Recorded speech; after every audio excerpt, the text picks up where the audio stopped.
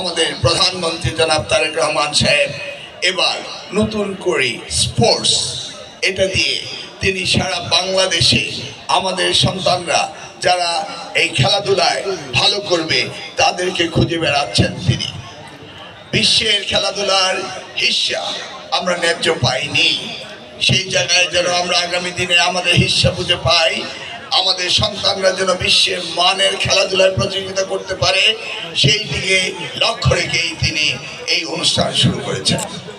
আমরা দেখেছি বিগত দিনে সামাজিকভাবে আমাদের তরুণ প্রজন্মে অবক্ষয় ঘটেছিল, তারা মাদক আসক্ত হয়েছিল। ফ্যাসিস্ট সরকার এই ব্যাপারে কোনো রকম কার্যকরী সিদ্ধান্ত তারা নেয়নি। আজকে মাননীয় প্রধানমন্ত্রী চাচ্ছেন আনন্দের মধ্য দিয়ে শিক্ষা, খেলাধুলার মধ্য দিয়ে তাদের জীবনযাপন এবং তাদের শারীরিক উন্নত ব্যবস্থা করার জন্য তিনি এই নতুন করে অনুষ্ঠানটি শুরু করেছেন।